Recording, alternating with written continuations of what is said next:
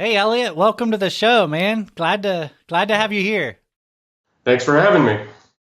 So, tell us a little bit about yourself. What is it that you do now? And then we'll back up and find out how you got there. Okay. I have a company here in Pittsburgh, Pennsylvania called Robbins Renovation. So it's basically mostly just me. I'm a small company. I have a helper to myself, and then I have a part-time skilled labor. And we do mostly bathroom and kitchen remodels, a few decks, few other things like that. So mostly interior, but a few exterior projects when the weather permits it. Yeah, so how did you get interested in doing this on your own? How did it all start?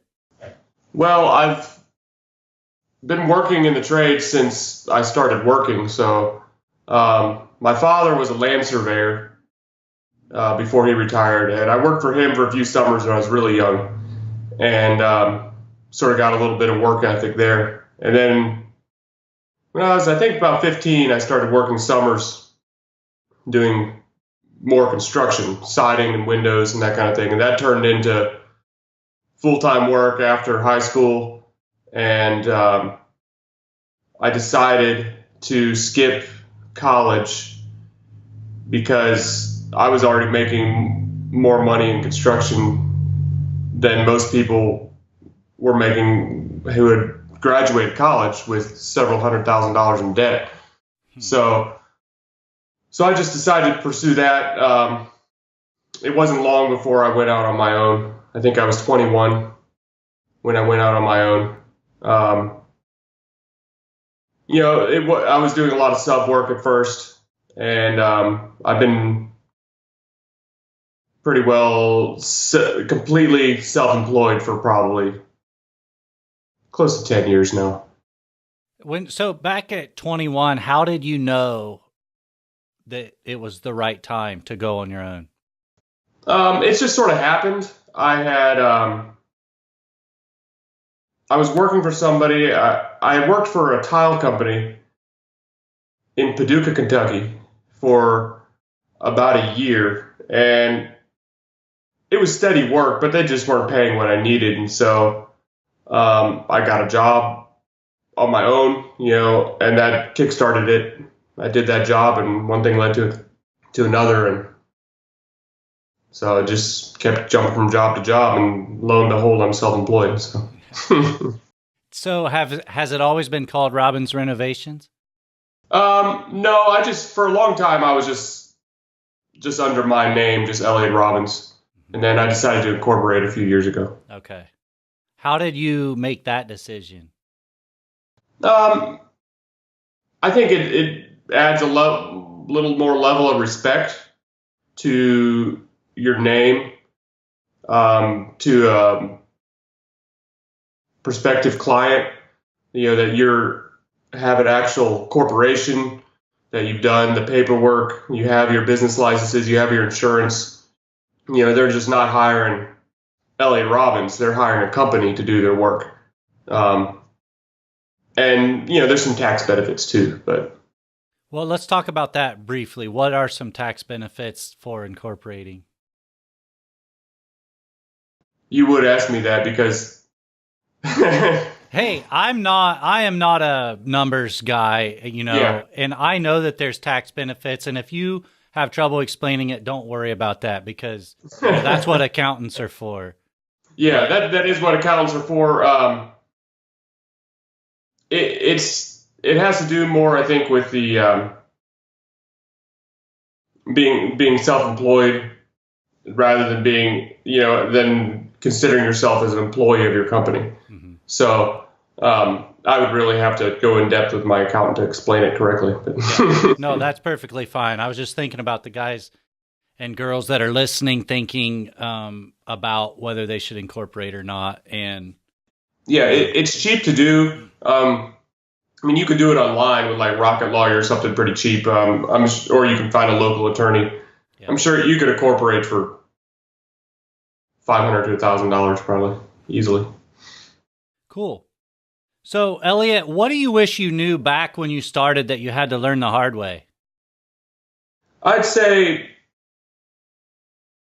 I had to learn at first was my worth, what the work I do is worth, and what to charge for it.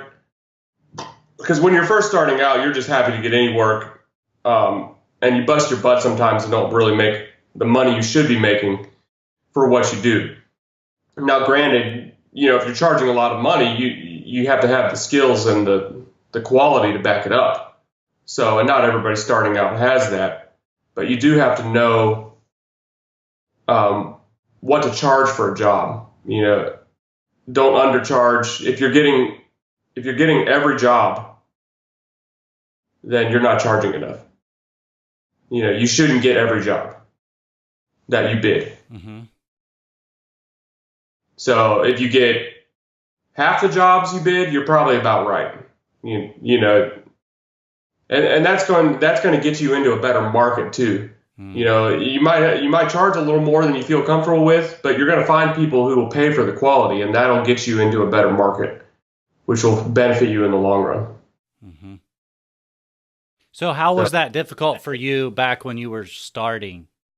Well, when you're young and you're just starting out, you don't have a lot of clients. You don't have people who call you for everything. You're hungry, and you need to work, and so you tend to just bid it to sell it.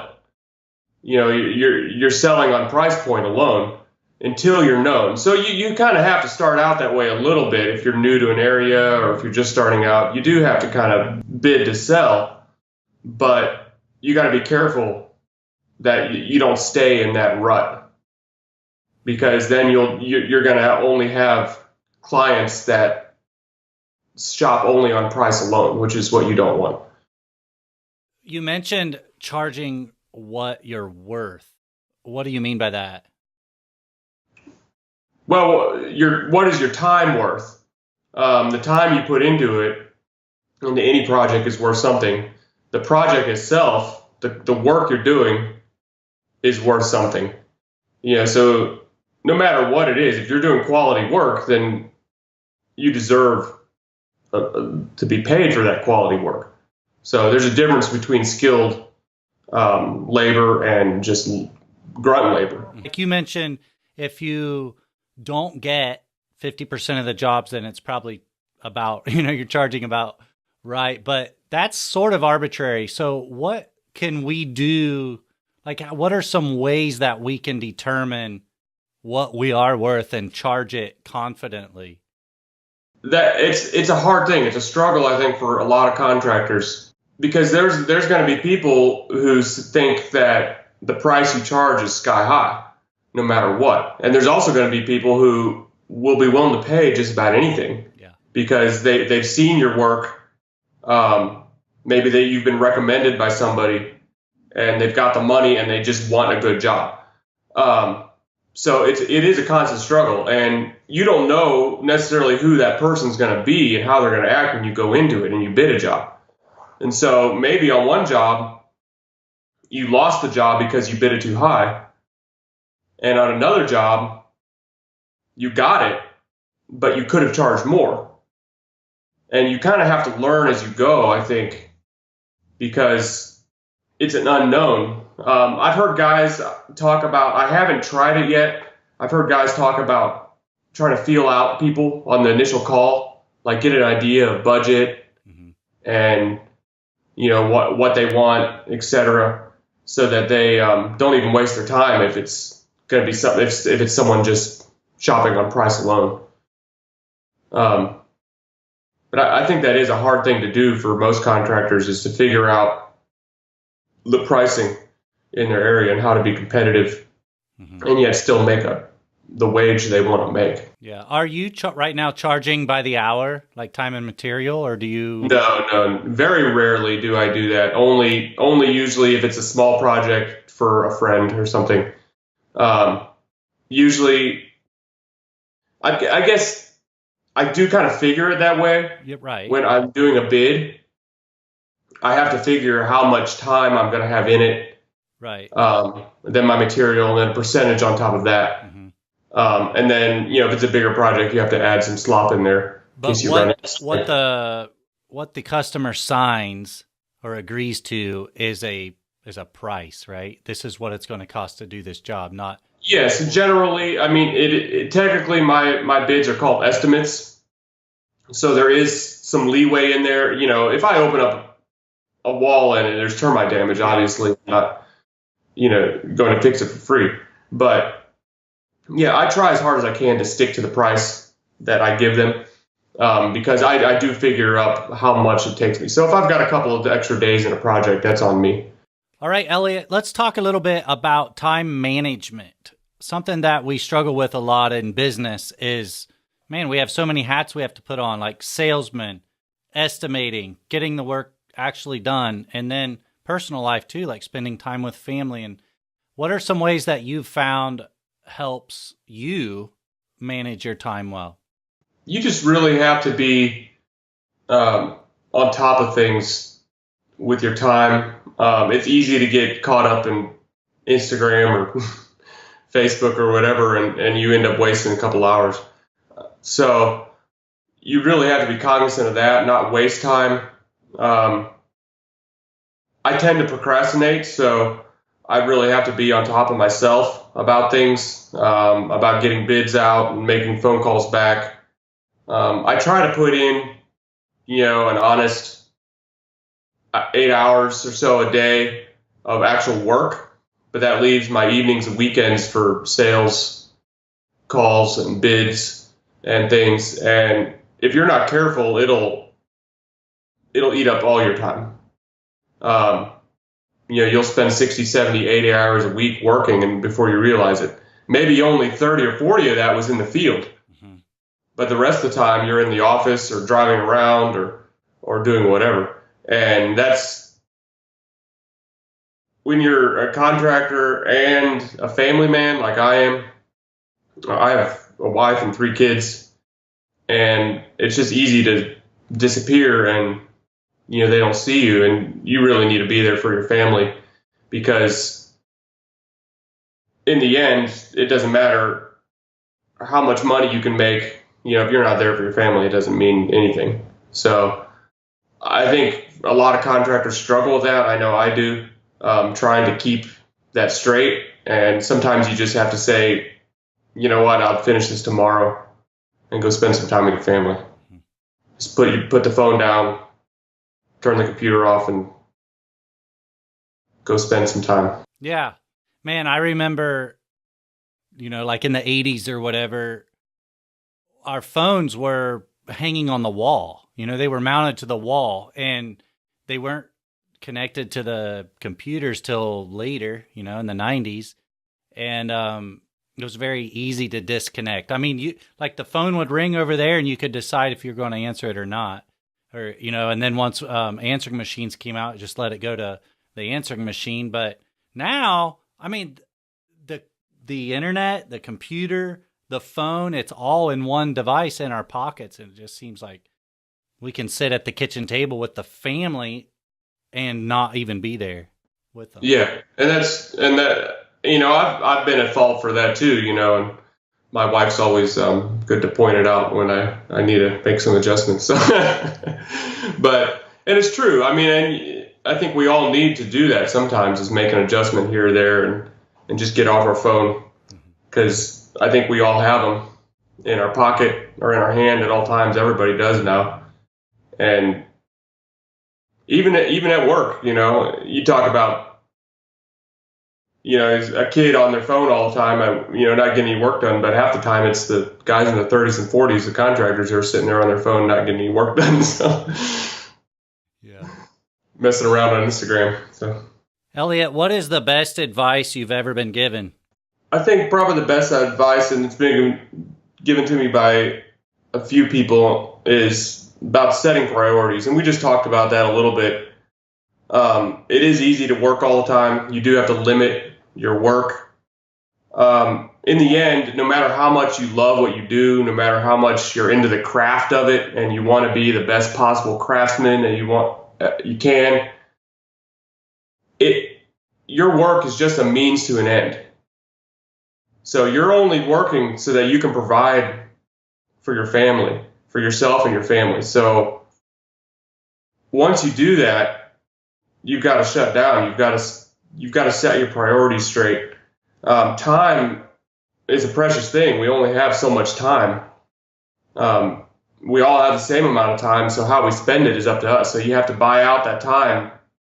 Like I said, you might have to shut the phone off, put someone off. You might have to put someone off till the next day so you can focus on what really matters. I know a lot of guys struggle with it. I know I have and do, to be able to do that, but still trying to apply that advice, I guess. Yeah. How are you currently using technology in your business? What are some different ways that you use tech right now? Like I do my estimating. I have an app I use on my iPad. I forget the name of it off the top of my head. So I use that. Most of my bids get emailed. Everybody uses technology now. So all my customers text, that's great. When you can just text somebody, I'll be there in 5 minutes, or I'm running a little late, and you don't have to make a phone call. And other than that, I guess I'm pretty old school. I have a laser tape measure, but that's about it as far as technology on the job site, other than my tools. So well, I guess while we're on that subject, like what's your favorite brand? Do you have a favorite brand of tool? I'm on my cordless platform. I'm mostly on Makita, and I really do like the quality of Makita. I have a few Festool. I've got a vac and a sander and a few other little things. And I've got a spattering of other things, DeWalt, a little bit of here and there of other stuff. So, But as far as cordless go, I try to stick to Makita because I've had really good quality with them. Their warranty's good. They back their product up. You mentioned estimating on your iPad. If you can remember that name, I'd like to know it because I'm always interested in the different, apps people use. I can send it to you a little bit later once I dig my iPad out and look it up. Yeah, no problem. Are there any other apps on your phone that you use besides Instagram to help you out in your business? Yeah, I'm on Instagram. I'm on Facebook a little bit. I was using Thumbtack which is it's a way to get leads. I don't really use it that much anymore. Other than that, not really too many apps that I use it for business. What are you most passionate about in your business? Passionate. I really like anything woodworking related. I like doing built-ins and cabinetry and trim work. My actual work tends to take me more into bathrooms, though, so I end up doing a lot of tile work. I am fairly passionate about tile work. I've done quite a bit of it. I consider myself pretty skilled at it, but it's easy to get frustrated doing it. So if I had my druthers, I'd probably rather do custom trim all day, but that's just not where the work is right now. So what would you say the percentage of your work is working with a client, customer versus another builder? I'd say I'm probably 90% working directly with my clients. I do some work for other builders here and there, a little bit of sub work every once in a while, and every once in a while someone that I know will call me up, and if I have a day I can give them, I'll do that if they need some help on something. Yeah. But I'd probably 80 to 90% one-on-one with my clients. Are those people finding out about you through your website or online, or how are they finding you? A few do, even off Instagram. I've had a few customers find me on Instagram and Facebook. A few I was on Angie's List a few years back, and I still have a profile with them, but I'm not paying anything to them. But so the profile's still there, and I still do get a call off of them every once in a while. And a few of my really good clients I got through Angie's List. but most of my clients are referrals. So, they're either past clients or friends and family of past clients. And that's how I get probably 75 to 80% of my work is through referral. Yeah, that's awesome. So have you had a time when you've ran out of work and didn't have anything to do? Not recently. I've been in Pittsburgh for about 5.5 years, almost 6 years now. And there was probably only a couple weeks that time I didn't work. Before, I lived in Illinois, and I did most of my work there as a sub through one of the big box stores through Lowe's, and so they kept me pretty busy. So, yeah, I'm rarely have time off, rarely wanting work. What is a book that you recommend? I haven't really read too many business books, so I don't really have much experience there. I'm a pretty religious person, so I would always recommend that everyone read the Bible. But the thing is, with everything going on in the world, if people just read it and applied what they read, it'd be such a better place. People could just get along with each other. But I recommend the Bible as well. I have one more question, and I ask this on every episode, and it's basically, what would you tell a young contractor who's just getting started? Probably, we've talked a little bit about what I went through, like knowing your worth and knowing what to bid. Especially guys who are getting on Instagram and looking around, seeing all these people with all these great tools and everything, and doing all these fancy projects. You don't have to have a garage full of Festool to do good work. You don't have to have the latest tools and a nice truck and all that stuff to do good work. You just have to learn how to do good work. So if you can't afford the fancy tools, that's fine. Buy something you can afford that does the job and focus on your skill. You could have all the Festool in the world, all the high-end stuff, and if you don't have the skill, your work's not going to be there and you're not going to make money. So you have to focus on the skill first. You can do great work with Rigid and Ryobi and Porter Cable or whatever you've got, and it'll look great. You can build heirloom quality furniture. You don't have to have the good stuff. It's nice to work with, yeah, but it's also extremely expensive. So focus on the skill first. Learn how to do something. If you're working for somebody, if you're working for a contractor, ask questions. Be involved. Get your hands dirty. I know, like guys who work with me, I'm not always inclined to teach them something because I don't have the time to do it. You're trying to get something done. So if you're working for somebody, just get in there and do it. Ask questions. Ask if you can do something. Be hungry, and you'll learn. You'll build the skill, and then one day you'll be able to afford to buy some Festool. So. Yeah. Makes me laugh because it reminds me of me and photography.